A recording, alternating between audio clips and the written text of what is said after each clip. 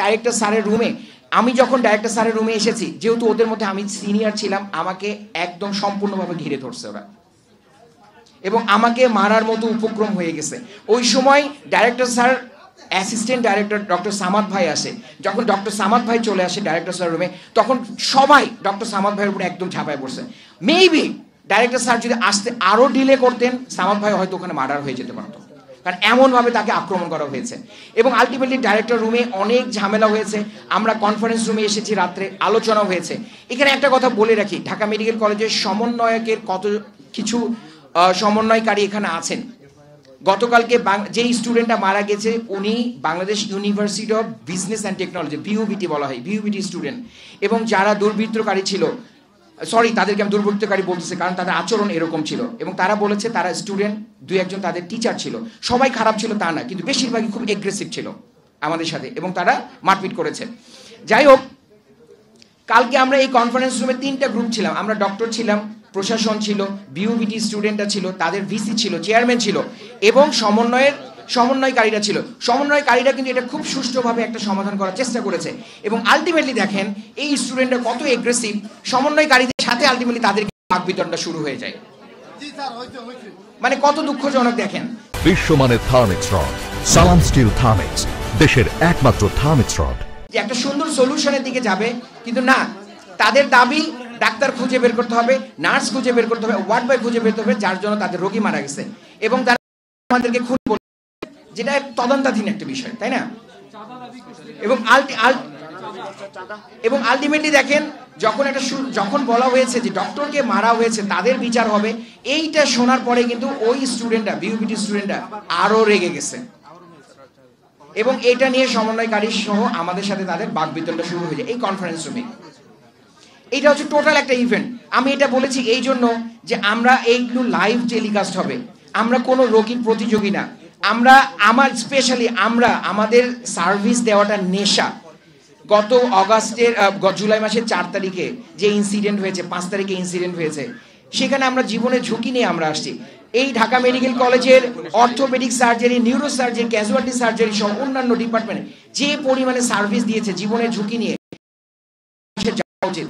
এবং আমি বলতে চাই, আমরা দেশের মানুষ, দেশের পেশেন্টের এগেনস্টে না, আমরা আপনাদের সার্ভিস দিতে চাই, কারণ এটা আমার নেশা, এটা আমার পেশা। আমি না দিলে আমার ভালো লাগে না। একদিন চুপ করে বলে বসে থাকলে আমার ভালো লাগে না, আমি চলে আসি, দিনের পর দিন হসপিটালে কাটাই, আমার ফ্যামিলি লাইফ বলতে কিছু নাই, কিন্তু আমার এটা ভালো লাগে। কিন্তু তারপরেও আমি কর্মবিরতিতে যাচ্ছি, কারণ ডাক্তারের নিরাপত্তা দরকার। এবং এই দাবি ডাক্তার শুধু না, সব পেশেন্ট, দেশের মানুষের দাবি হওয়া উচিত।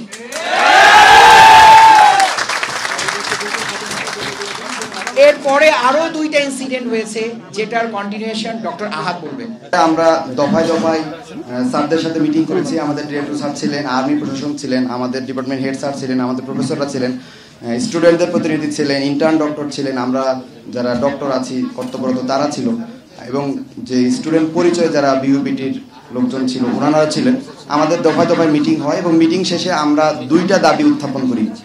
1 নাম্বার দাবি ছিল আমাদের যে 24 ঘন্টার মধ্যে যে আমাদেরকে অ্যাসল্ট করেছে, আমাদের ডক্টরের উপরে আঘাত করেছে, তার গ্রেপ্তার নিশ্চিত করে দৃষ্টান্তমূলক শাস্তির ব্যবস্থা করতে হবে। 2 নাম্বার দাবি ছিল আমাদের ইমার্জেন্সি সার্ভিস যেগুলো চালু আছে, ওই ইমার্জেন্সি সার্ভিস পয়েন্টগুলোতে প্রশাসন, আর্মি, পুলিশ অন দি স্পটে থাকবেন। কিন্তু আমরা দেখতে পাই যেহেতু আমাদের এই দাবি দুটো পূরণ হয় নাই, এবং আমরা গতকালকে রাতে আরও 2টা ইনসিডেন্ট ঢাকা মেডিকেল কলেজে ঘটে।